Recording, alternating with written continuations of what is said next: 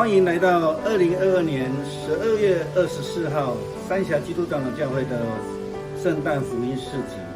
我们今年特别办这样市集，除了是要庆祝圣诞节，耶稣基督为我们降生之外，其实我们还有一个特别的意义。很可能我们今年是在这个地方最后一次在这样的一个建筑物底下来举行这样的圣诞节的活动。对我们弟兄姊妹来说，是一个非常重要的历史的一个记忆，有一个新的盼望在这里。所以欢迎你加入我们，来了解三峡教会，来了解我们的历史，也了解马偕博士在1876年在这个地方所建立的这个信仰的一个中心。欢迎您。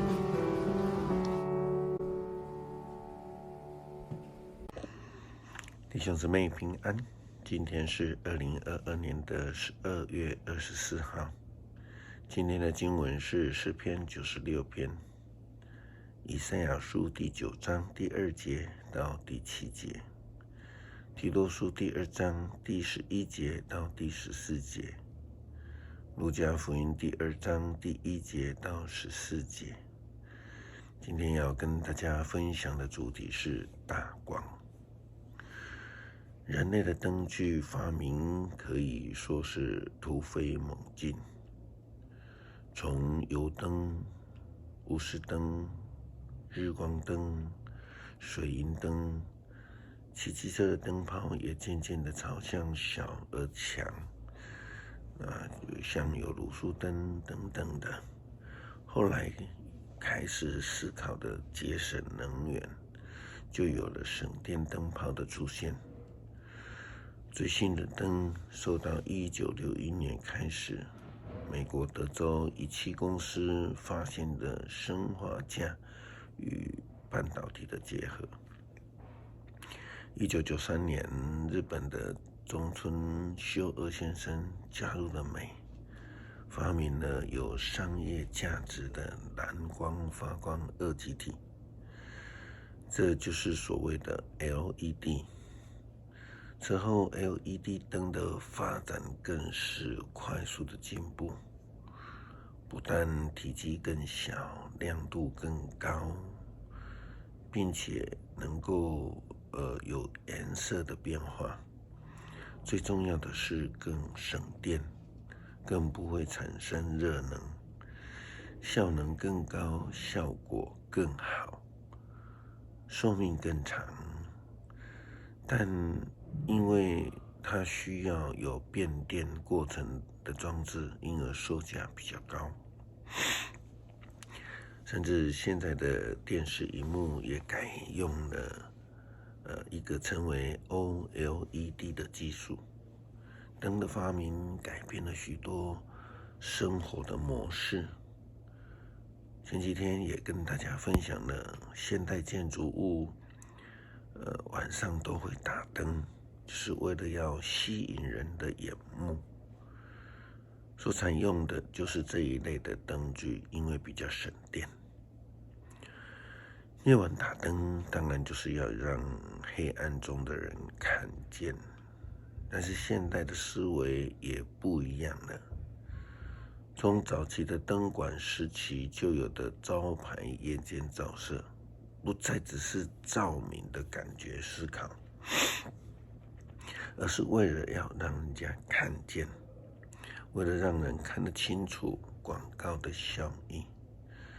台湾有一个有趣但不是很好的现象，我们可以看见商家的广告招牌一个比一个还要突出，就不是想要让自己的招牌呢被别人招牌给遮住，所以对整个市容来说真的是非常的负面哈。圣经中的大光就是为了让人家看见希望，而不是让商家看见的那种希望的不一样。黑暗与光明是一个生活情况的大对比。黑暗代表着生活的困境，需要被帮助的境况；光明则代表着一个盼望、医治、全能。这是来自于天上上帝的恩典，在圣诞的福音里面，我们所传递的是上帝借着耶稣基督的降生所赏赐的救恩与盼望。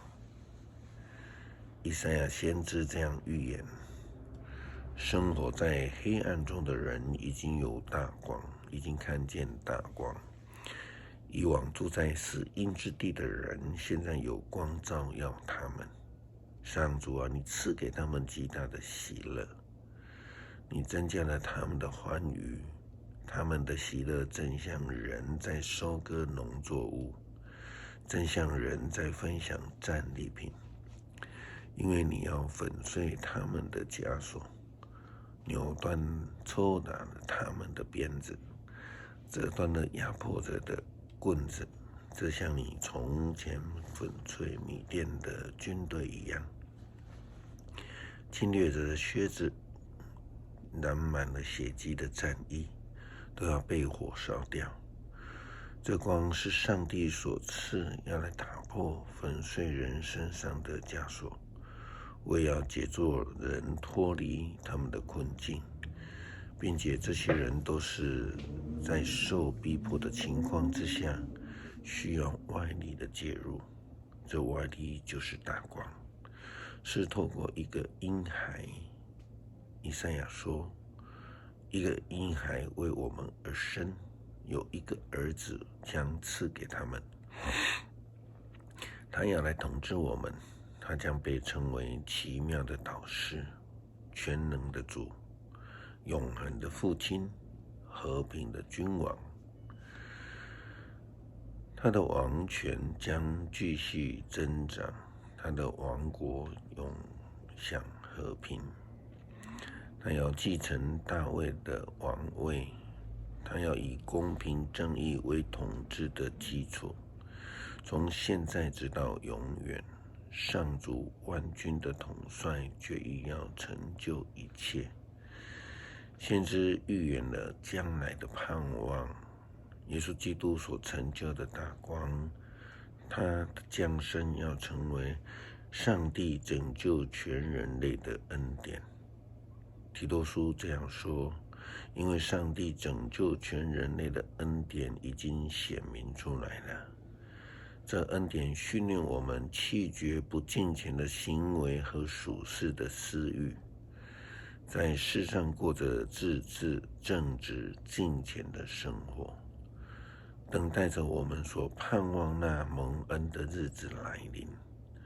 那时候，至尊的上帝和我们救主耶稣基督的荣耀要显现。基督为我们已经献上自己，救赎我们脱离一切的邪恶，使我们成为他纯洁的子民，归属于他，热心行善。路加福音第2章记载了耶稣基督降生的消息。在代表着没有盼望、被人排斥的黑暗旷野中，忽然间有主的天使和天兵出现，在黑暗中带来了大光。他们宣告说：不要害怕，我有好消息告诉你们。这消息要带给万民极大的喜乐。今天在大卫的城里，你们的拯救者主耶稣基督已经诞生了。你们会看见一个婴儿用布包着，躺在马槽里，那就是要给你们的记号。那被布包着的婴孩就成了这一群社会边缘人的大光，是他们的盼望。虽然在黑暗中突然间看见这样的大光，他们的心里害怕，但天使天军告诉他们，忽然有一大队天军和天使一起出现，颂赞上主，说：愿荣耀归于至高之处的上帝，愿和平归于他所喜爱的人。今天晚上就是我们要纪念上帝所赐给我们大光，那光永远存在。那光要将和平、平安赐给我们。只要我们愿意接纳，并且成为上帝的同工。感谢主赐给我们这个黑暗的世界一个盼望，就是借着耶稣基督的降生带来的大光，使瞎子看见，使耳聋听见，使绝望中的人有盼望。感谢耶稣，谢谢上帝，祷告奉主耶稣基督圣名，阿们。